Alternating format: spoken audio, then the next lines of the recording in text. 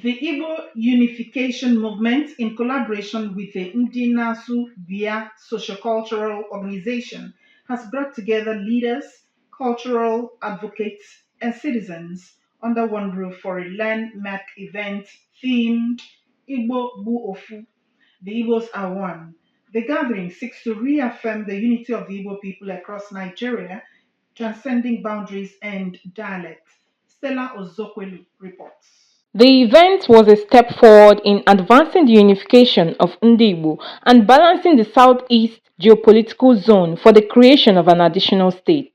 In his welcome address, President of Ndi Nasobia Sociocultural Organization, Chief Kingsley Kainebi, noted that the organization has helped to awaken a new consciousness of Igbo nationalism. Ndi Nasobia is a tool of evangelization. They are a tool of bringing knowledge and education, making people to have that understanding that we need the state called Anioma. The senator representing Delta North Senatorial District, Senator Ned Nwoko, praised the movement, saying it aligns with his belief in unity and collective progress. He also noted the ongoing move to create a new state in the southeast as a step toward balance in the region. What you're doing is great. I hope that other Igbo people in Delta will emulate it. I just hope that the idea of Igbo unity is something that every Igbo person understands. Sometime last year, I introduced a bill for the creation of a new state.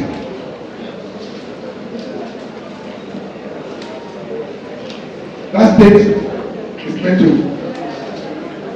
comprise of the 9 local government areas that I represent.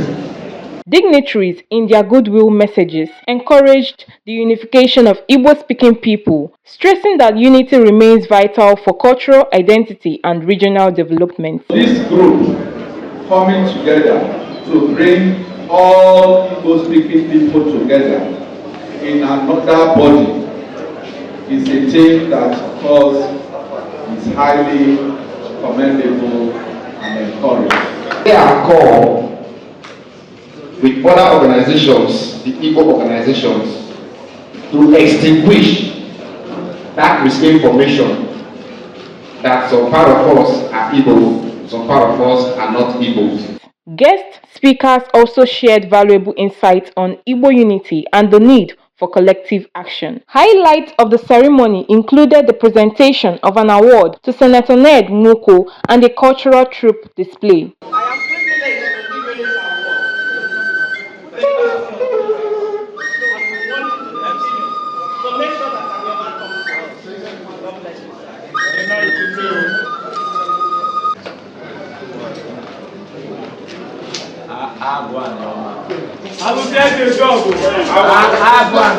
Organizers and attendees shared the common goal of the movement, noting that despite dialectal differences, Igbo remain bound by one identity and heritage. The creation of an additional state, thereby bringing the number of states to 6 as against the current 5. Hence, Ndi Nasobia is at the forefront of the agitation for the creation of an Anioma state. Bringing an Anioma state or getting an Anioma state. It was my father who said that the difference between who fail and who pass is the ability to remember. Yes, my dad said that, and since then I've already understood what my father meant. If both of us are in the same class and the teacher finished teaching and said, "Do you understand?" We both say yes, uncle, or yes, auntie. That means I understand and you understand. But during the exam, you pass, I fail. It's not because I did not understand what was taught, but because I did not remember during the exam. Whatever reason that made me forget is the reason why I did not write the right answer. And that is why you pass and I fail. So the difference between who fail and who pass is our ability to remember.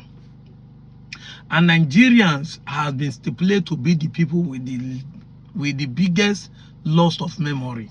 Now, when they say loss of memory, it's not an insult of saying you not get memory to keep information, but our retentivity, the ability to remember things and make reference, use it to analyze situation, is what we don't have. Few years ago, 2023, a lot of people insulted the people they called the obedience by saying they were going around insulting people. But the truth is that nobody was insulted, just that the people refused to beg. The people were unapologetic about who they are, who they want to support. When you say you want to support, they say, I beg, support Tinubu in peace. So people now start saying they are insulting people, because people were expecting the obedient to be going about and say, hey, please vote with Obi, but everybody refused to beg anybody. This is the same thing that is happening today. Nigerians have lost of memory. We are unapologetic about being Igbo. And if you are expecting us to beg you so that we can get a normal state, is impossible, according to Chief Zebediah or Koloigo Mobo, Elias 430 in there. We are not begging anyone to say who we are. If you are not happy with what we are saying, the sky is your limit. You can hug transformer and fly to the sky and face the God of the universe. Who made us who we are? I said it time without number. None of us give birth to who we are. None of us choose our color. None of us choose our gender. We do not choose our height. That's why you think that the food you eat or the training you do or your genotype, but you didn't choose it because you didn't choose to be born in your family. So if you think you are tall today, or maybe it comes from as a gene, you did not make that choice. People made the choice on your behalf. Even the name that most of us bear, it is your parents that gave it to you. Except few people who wake up and said Christianity or religion made them to change the name. But your name they gave to you when they give it to you, you did not change, you did not choose it. None of us made the choice. So how come I did not choose to be an Igbo person? I did not choose my name. You want me to beg you or be apologetic or say who I am? This is crazy. And that is why I love what is going on. Because despite the fact that most of you are angry when people like us say our origin, that we are not descendant of Benin, we are not apologetic to be called Igbo, you get angry. You say that we are formal IPOB. You start accusing us that we are formal Biafra. We are being paid by politicians. We are doing this, we are doing that. Let me give you a hint. The only way the Nigerian government can listen to you is by bringing fact and evidence.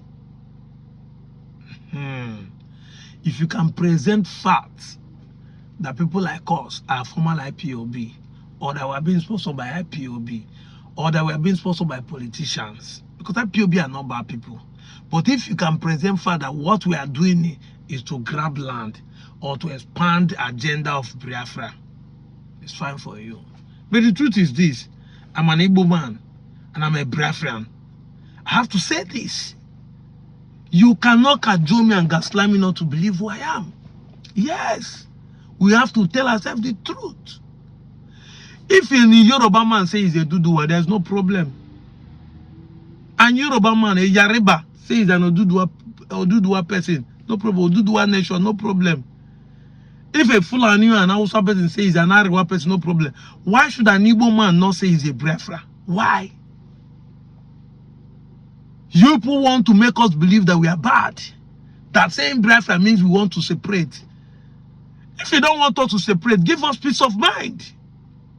If you don't want the Biafrans to separate, give them peace of mind.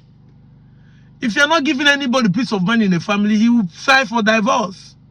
Wife are filing for divorce because there's no peace of mind. Husband is filing for divorce because no peace of mind. Give them peace of mind. But like I said, I love what is going on. Just 2 weeks plus, we have left the conference of unifying the Igbos in 13 states of Nigeria. Our news are still trending. The funny enough, national news television, NTA, are reading our news. And you know, by a Nigerian system, that for NTA to read your news, it has gone through editors. It has gone through scrutiny. Government have to approve it because they say that the private people has right to read any news because they are not government manipulated. So if government should read our news, you know that we are in the right path. This is where I'm going to. I want to laugh. I told you, name calling. You are unity beggar. You are doing this. You are an IPOB member. You are a separatist. You are this and that. You are an expansion agenda. Will not amount to anything. You want to conquer us?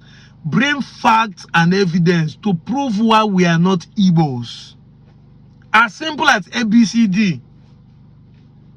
Not be say you go come they tell us say 93 make us they speak Igbo. Na women where our father married make us they speak Igbo. Or Igbo people force us to speak Igbo. Now they are not forcing us. Come and change our village name. They are no more forcing you. You are bearing Igbo name and still claiming that Igbo people force you. Now that you have authority and understanding, can you go and do affidavit and change your name? If you can confidently change your name to Benin or Urobo or Ishakiri, or even in Yoruba, or even the name that is not correlated to Igbo, people will leave you alone. Because when you say they are forcing you, nobody has put rope on your leg, nobody is dragging you. We're only having this conversation. But because you know that the conversation, the truth is hammering you hard, you say they are forcing you. Fine, if you like, call it force. Yes, the truth has the power to force you to accept it. But if you are rejecting it, it will keep hammering to you because I will keep bringing it to your face. But if you swear affidavit and start bearing Ogene, and start bearing Osaro or Dio, both your surname and your native name will not be correlated to Igbo, then we'll leave you alone. You can't be bearing Igbo name, speaking Igbo, in Igbo, not saying Igbo. I have brand Igbo. You are saying I have brand Igbo. You not Igbo. Using Igbo to deny Igbo. And you want us to leave you alone. Deny everything that concerns us. We'll leave you alone. And then, just wake up in the morning. I saw what Ned Nwoko posted on Twitter. And a lot of people were there saying, what has this man achieved? He has not done anything. Oga, he's representing us. We're not complaining. Why are you complaining? Why are you crying more than the bereaved? Why are you crying more than the bereaved? He's our senator. We are happy what he's doing. A man is sharing his own history, unapologetical of who he is. He said he has not done anything. You that your senator has done something, show us one. Your senator, even your governor has done something, show us one. He said he's fighting for Anyama because he wants to be a governor. And then, if he becomes a governor, is he a crime? Has he committed a crime? And then some of you went on the comment section to ask this question. What has he done since he became a senator? Then even an AI knows what the man has done more than you. Because you are asking the AI. Internet knows keep information more than you. That's why I say the people, the ability to, the difference between who pass and who fail is the ability to remember. Have you seen what he proposed? Stop, pause and read it.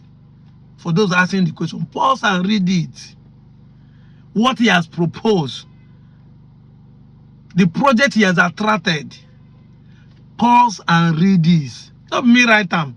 It's from the same Twitter space where he wrote a long episode of his ancestry, who he is, that is an Igbo man. And the reason why he's questioning for Anyama state, to be in the Igbo state, whether, depending on the geopolitical zone where he landed. All of you, the Yorubas, are the one crying, shouting at Willow. Did they stop people from pushing your own senators to start fighting for Igbo to have a state? You are telling us it's not solving any problem. You that have a governor that wants to solve a problem, let it solve your own problem. We believe that if we have our own state, it will solve our own problem. Not just identity crisis. It will stop our own marginalization and development of our people. Today, we have a state where the governor has done 2 years, sheriff, but has not done any single project in the whole of Delta North as state government. Road is something that Nigeria is supposed not to be talking about after 50, 60 years of independence. We are not supposed to be using roads. It's the least that people campaign with in other countries. But today, Asaba being the capital of Delta is no good area, no good road. 2 good years. Go to Abia and see the road. Go to Enugu, capital, and see what a governor in PDP is doing. The same PDP he jumped from PDP, joined APC. Yet with the might of the federal might, he has not done anything. No single project in the capital. Now tell me how I will not fight to have my own state. That is why they shame me. There are some Benin ambassadors among us that could not see. You could not see why you should have a state. There are death trap roads, federal roads, from Asaba Head Bridge down to Ipas Agbo, and say you have entered Benin. Death trap in that highway.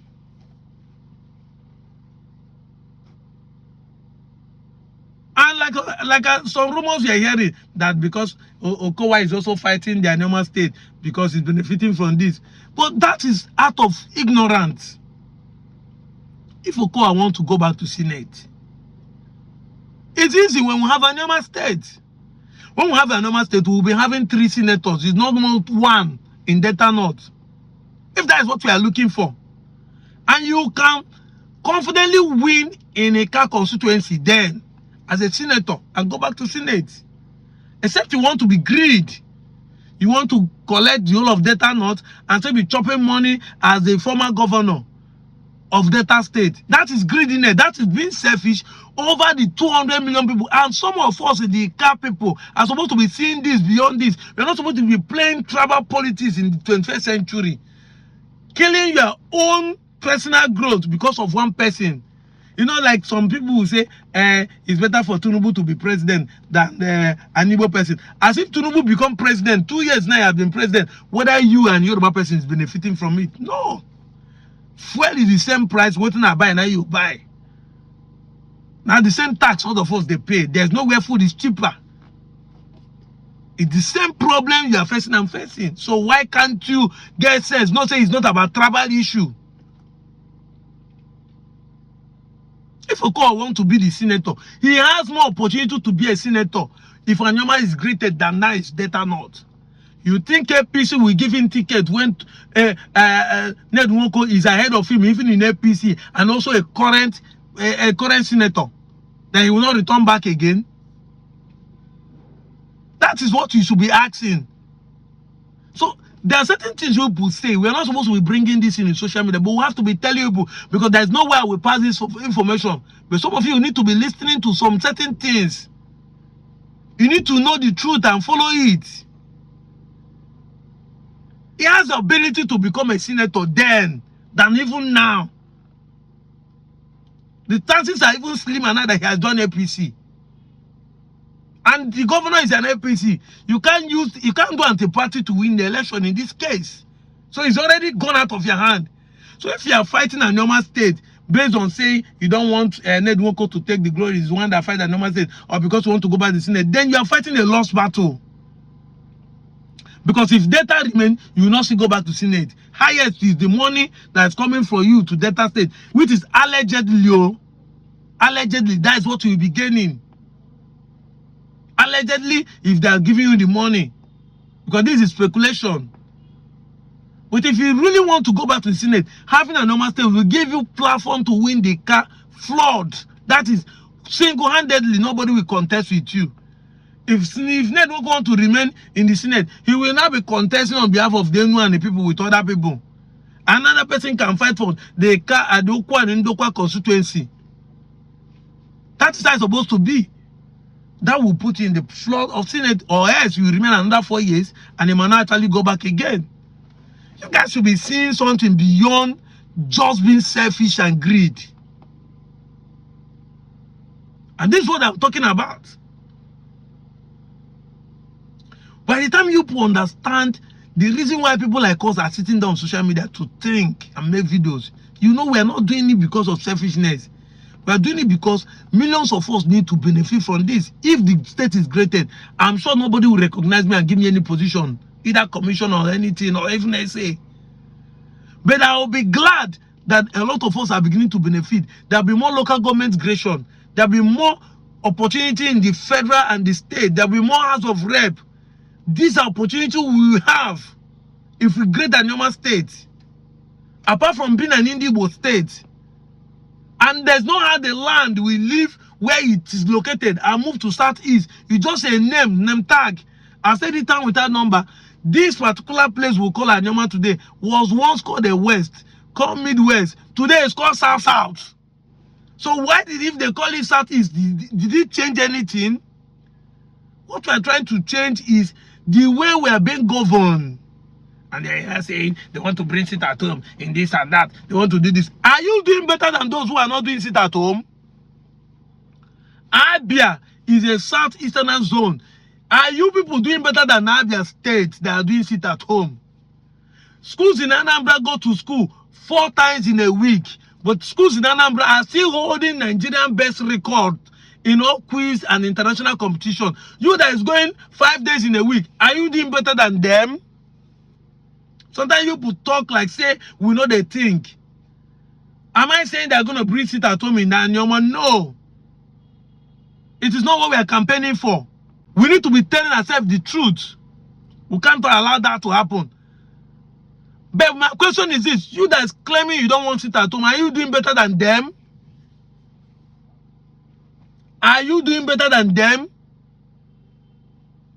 Which place in Anyoma is more developed than the southeastern states? Go to Aba today.